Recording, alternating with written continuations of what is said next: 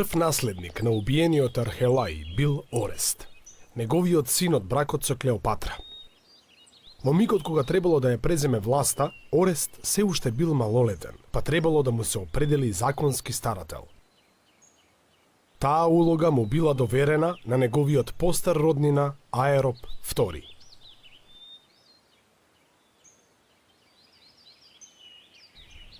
Но Аероп имал други планови.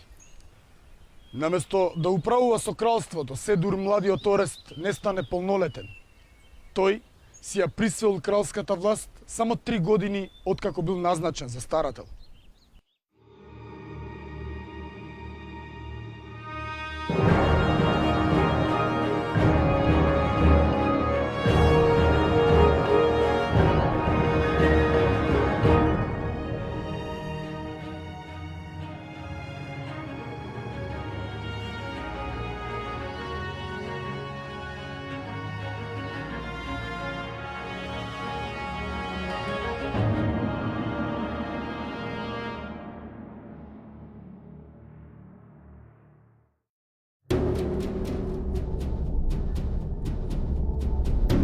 Историографот Диодор раскажува дека Аероп му пресудил на Орест.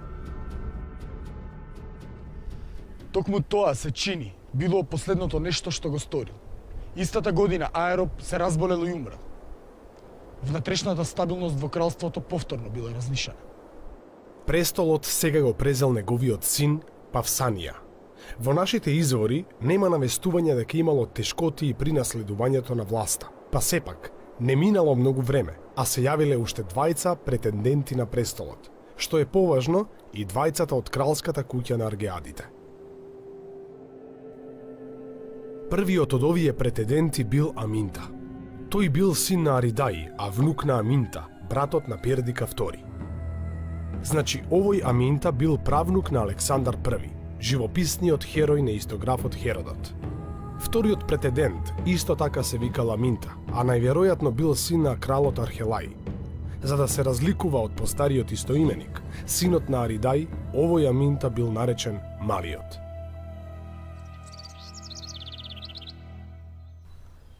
Според се, Аминта Малиот прв се судрил со Павсанија и му го оспорил правото на престол. Можно е дека извесно време владееле паралелно. По една година напорно владење, и Павсанија и Аминта II Малиот ги снемува од историската сцена. Диодор раскажува дека Павсанија бил убиен од Аминта Постариот, синот на Аридај. Од друга страна, филозофот Аристотел запишал дека Аминта Малиот бил убиен од елименскиот Басилеј Дерда, и тоа поради лични мотиви кои немале никаква врска со престолот и неговото наследување. По убиствата на Павсанија и Аминта Малиот, односите во семејството Аргеади биле расчистени. Семејното стебло на Пердика II згаснало, а за крал на Македонија бил прогласен Постариот Аминта, синот на Аридај. Овој крал, во науката наречен Аминта III, бил татко на уште тројца подоцнежни македонски кралеви. Па вака, за начин на извршување на атентати, мислам дека два најдобри примера се за Александар II и за Филип II. Значи, Александар II е жртва на политички атентат за време на празник, додека си играл еден танц телесија, тоа е воен танц кој што се игра со меч. Он убиен тогаш и се претпоставува дека убиците преку овој танц го имаат скриено нивниот злостор, значи за нивното убиство. Исто така може да се спомни за Филип II, нели, кога влегува на театорот за време на свадбата на неговата ќерка Клеопатра и Александар од Епир. Он влегува без неговите телесни чувари и е убиен од Павсанија. Значи со нож обично се извршуваат тие работи.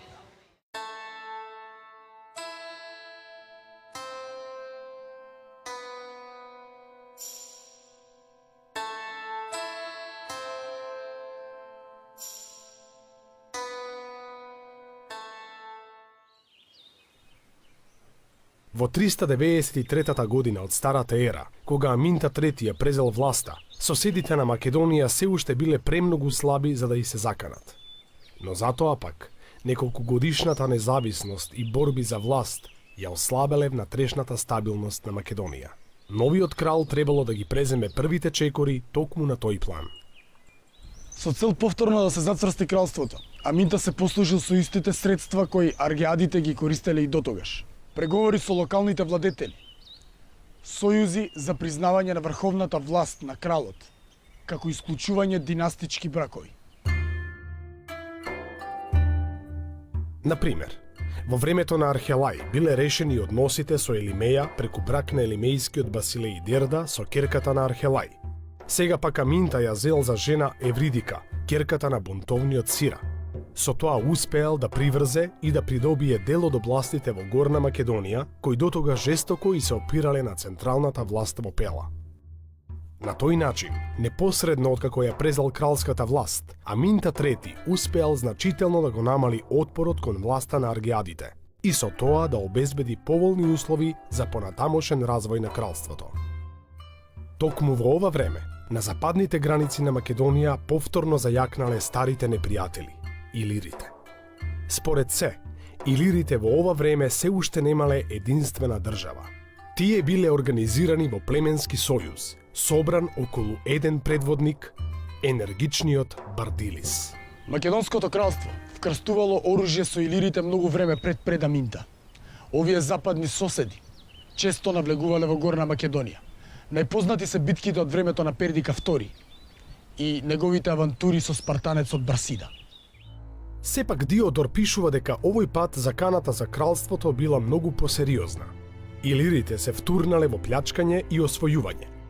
Во еден миг, Аминта бил принуден да замине од престолнината и да се засолни кај неговите пријатели во Тесалија, а власта во Македонија ја презел некој си Аргај. Не знаеме кога точно Аргај ја узурпирал власта, ниту пак се знае дали дејствувал во договор со илирите. По само 3 месеци Аминта искористил помошта на тесалците и се вратил во своето кралство.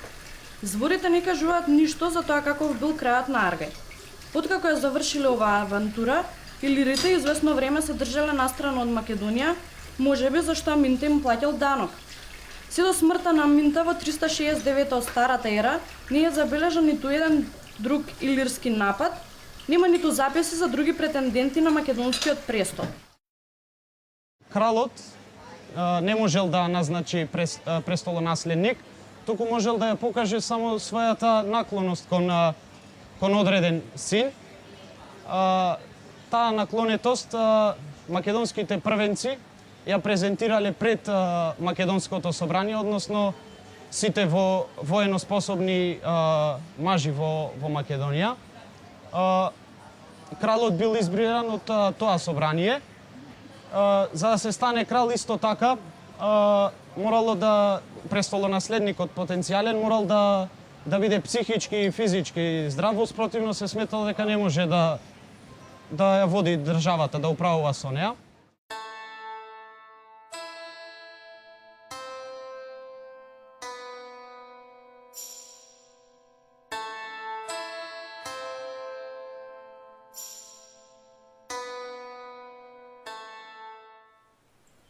Зошто тесалците му помогнале на Аминта III? Династијата Аргеади уште од најрано време одржувала блиски врски со тесалските аристократи. Во 400-та година од Старата ера, на повик на куќата на Алевадите од тесалската Лариса, кралот Архелај повел војска против тиранинот Ликофрон од Фера. Откако ги завршил воените дејствија со успех, Архелај го ставил под македонски протекторат најголемиот дел од Северна Тесалија.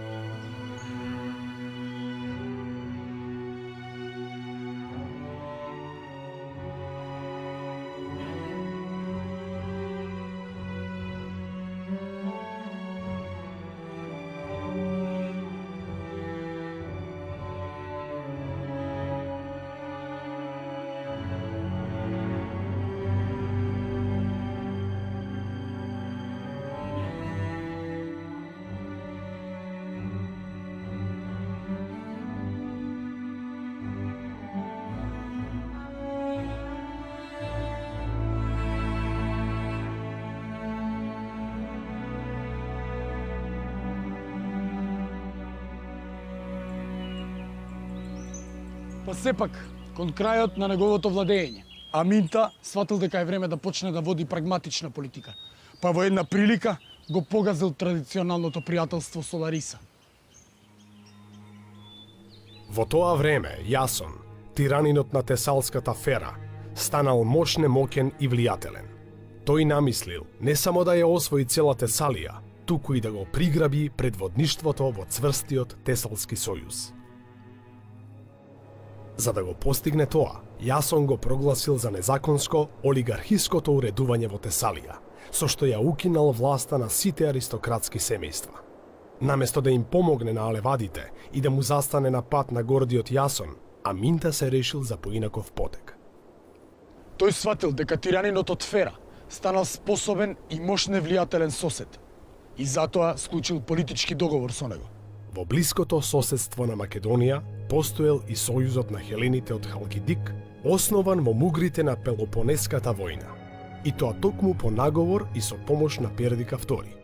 Односите на Македонија со Халкидичкиот сојуз се развивале по сосем поинаква линија. Откако стивнале непријателствата меѓу Атина и Спарта, и Халкидик бил оставен на мир и не можел да действува самостојно. Целата дотогашна политика на Сојузот била условена од потфатите на Спарта и на Атина. По завршувањето на војната, таа веќе не важела, па Халкидик и Македонија се нашле исправени пред нови цели. Аминта III требало да воспостави добрососедски односи засновани врз обостраната полза. Ова му требало за да ја заштити и потикне економијата на кралството, но и затоа што сакал да ја смири и обезбеди југоисточната граница на Македонија. Меѓусебните односи на Македонија и Халкидик останале забележени на еден договор најден во градот Олинд. Договор со Аминта Еридајов. Аминта Еридајов и жителите на Халкидик се договорија да бидат сојузници против сите други 50 години. Ако некој тргне да војува против земјата на Аминта или против Халкидик, жителите на Халкидик да му помогнат на Аминта, а Аминта ним. Се дозволува извоз на катран, дрвна граѓа и други градежни материјали за бродоградба, освен дрва од елка. Се дозволува извоз на сите други стоки. Аминта и жителите на Халкидик не смеат самостојно да склучуваат мир со амфиполците, ботјајците, акантијаните и мендајците. Ним ке им се понуди заеднички мир, само ако двете страни се согласат на тоа.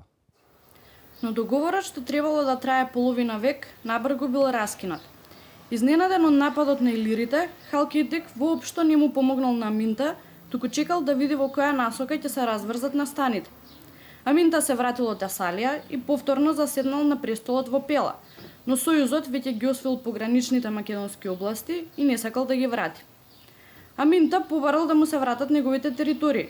Халкидик одговорил со многу пати користената парола слобода за градовите и прогласил почеток на непријателствата. Разбирливо, договорот веќе не важел, Македонија и Халкидик веќе биле во војна. Ме слушаш? Те слушам. Во прво време, војската на Халкидичкиот сојуз покажала извонредна сила и способност. Хелените успеале да продрат длабоко во Македонија, дури и да влезат во Пела. Аминта сватил дека е премногу слаб за да излезе на крај со Халкидик. Дошол час хоплитите на Спарта, најголемата копнена хеленска сила, повторно да се појават на северното крајбрежје.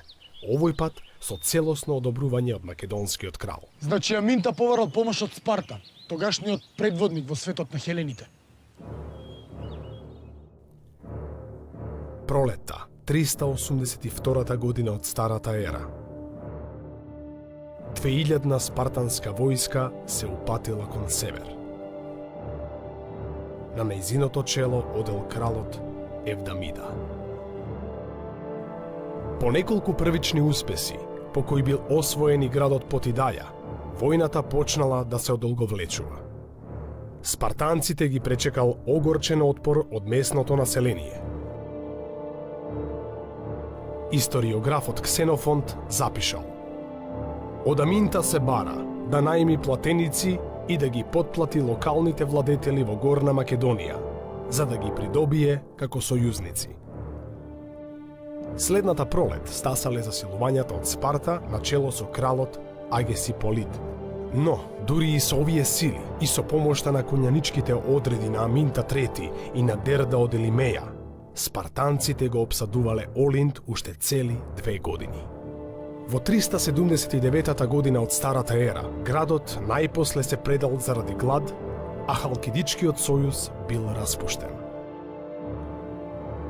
Освојувањето на Олинт представувало голем успех за Спарта, но цената за оваа победа била преголема. Во бојната врева паднале и спартанскиот крал и неговиот брат. Потфатот на Спарта предизвикал големо незадоволство кај другите хелени, зашто гледано од страна излегувало дека Спарта не води сметка за интересите на сите хелени, туку ги напаѓа и со тоа им помага на интересите на македонецот Аминта. Па, значи, немаме зачувано правилник или законник како се извршувало тоа, но може да се даде рецимо 2 примера од прилика што ќе доловат како се однесувало. Значи, може да се каже за судењето на Филота, значи, он е осуден на смртна казна со каменување до смрт. И сите значи што правеле заговори против кралот се осудувани на смрт. Исто така може и да се каже за судењето на Агони под Митилена, кое што под заклетва значи тајно се гласало дали ќе му се донесе смртна казна. И откога, значи доколку се донесе смртна казна, откако значи Агонип ќе предложи контрапредлог за казна, се носи второ гласање, кое што исто тајно, на кое што се одредува како ќе се изврши таа смртна казна. Во секој случај, значи, се претпоставува дека смртните казни били исто како и во другите држави, значи или со меч, или со копје, или најчесто каменување до смрт. Сојузот меѓу Македонија и Спарта предизвикал зла крв и тешко дека можел да се одржи. Спарта немала волја да остане подолго време во северниот Егеј, зашто војната со Олинт ја ослабела незината економија. Аминта извлекол корист од скорешните настани и си ги вратил своите територии, но и тој не ги сакал спартанците во неговото соседство, зашто се плашел дека сега токму тие ќе ја преземат улогата на Халкидичкиот сојуз. Така се раздвоиле патиштата на Аминта и спартанците, но дури и откако се расчистила состојбата во неговото соседство, Аминта будно ги следел случувањата во Хелада. Само 2 години по падот на Олинт, на хеленската политичка сцена повторно заживел Поморскиот сојуз на атињаните. Ова групирање ја продолжувало традицијата на стариот Атински поморски сојуз, распуштен по завршувањето на Пелопонеската војна. Иако со помал обем, новиот поморски сојуз опфатил и повеќе хеленски полиси од северното крајбрежје. Добро, следиш? Следам.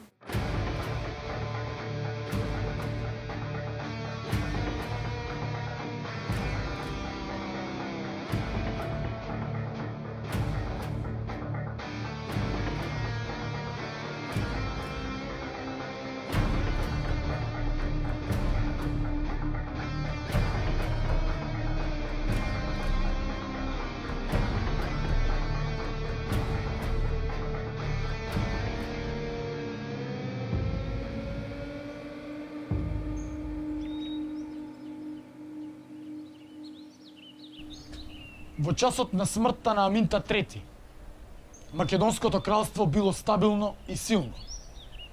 Но за ова не биле заслужни само макотрпните напори на кралот, туку и политичката стабилност во Егеот. Неприликите на хеленските полиси станувале се посериозни. Се продлабочувала економската криза во која западнале хеленските градови, а сето тоа и одело на рака на Македонија. Па сепак, кусо време по смртта на кралот, се јавиле и првите обиди за повторно мешање однадвор.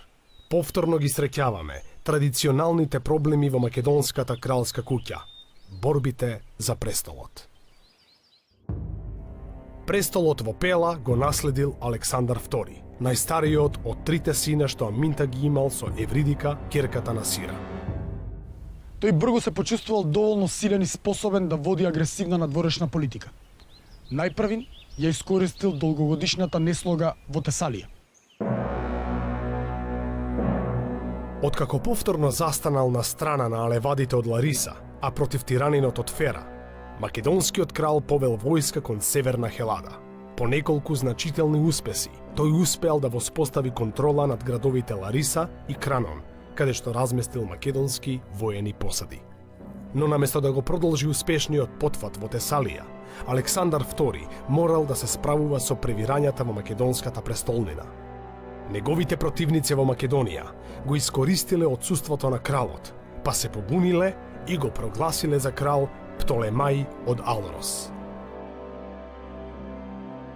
Птолемај бил возрасен и искусен дворјанин, маж на Евронија, сестрата на кралот. Во некои извори се спомнува дека во целата оваа мешаница Птолемај ја имал и поддршката на кралицата мајка Евридика. Римскиот историограф Јустин тврди дека меѓу двајцата се родила љубовна врска. Но текстот на Јустин и онака се смета за сомнителен. Така што тврдењата на римјанинот не можеме да ги сватиме сериозно. Настрана од проблемите со Птолемај од Алорос, раснела температурата и на тесалските боишта. Во исто време, кога алевадите го повикале на помош Александар II, другите тесалци побарале поддршка од Бојотија, новата голема хеленска сила, која токму тогаш го преземала предводништвото во Хелада. Македонските посади во градовите биле притиснати од силните бојотски одреди и не можеле да издржат долго. Македонците морале да ја отстапат Тесалија. Наскоро младиот Александар II станал жртва на политички атентат. Тој бил убиен за време на еден празник, додека се играла македонската воена игра со ножеви, наречена Телесија. За смртта на Александар II има многу различни мислења. Диодор сведочи дека убиецот бил лично Птолемај од Алорос, а македонецот Марсија тврди дека убиството го извршиле луѓе платени од Птолемај, што изгледа поверојатно. Атинскиот беседник Демостен го запишал името на убиецот, некој си Аполофан од Пела, кому му пресудиле на самото место. Јустин пак мисли дека убиството го замислил токму Птолемај во содејство со кралицата мајка Евридика. Но ништо од ова не може да се утврди со сигурност. Сигурно е само тоа дека најголемата полза од убиството извлекол благородникот Птолемај од Алорос. Тој станал старател на Пердика и Филип, двајцата малолетни браќа на убиениот крал. Постоја сознание зашто баш 16 кракото сонце е символ на македонската кралска куќа и на македонската држава. Инаку 16 кракото сонце е најчестиот и најкарактеристичниот символ, македонски символ во првата македонска држава. Инаку символот, односно распространетоста на символот се толкува како последица на култот на сонцето, кој бил еден, односно бил најраспространет култ помеѓу античките македонци, но исто така сонцето ја символизирало и, односно го символизирало потеклото на кралската власт на македонската кралска куќа.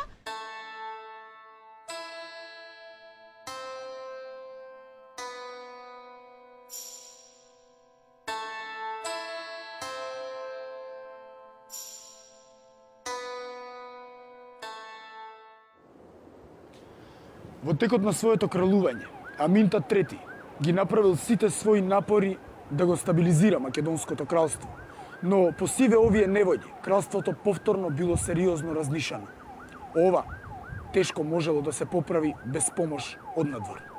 Но во 365 година од Старата ера се покажало дека сите пресметки на тугинците се залудни. Судбината на Македонија ја зел во своји раце младиот престолонаследник Пердика, кој наскоро го вратил својот брат Филип од заложништвото во Теба. Не знаеме што се случило со Птолемај од Алорос. Или бил убиен, или пак откако владеел како регент, покажал политичка мудрост и доброволно се повлекол кога Пердика станал полнолетен.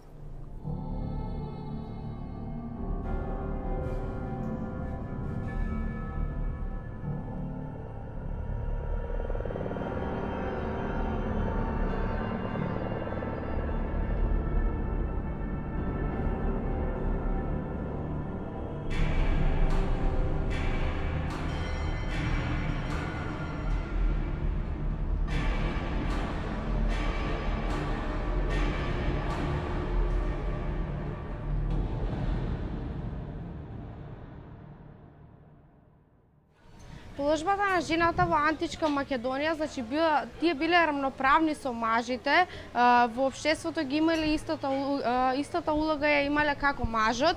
Жените имале право да управуваат со имоти, рудници имале право да учествуваат на гозбите.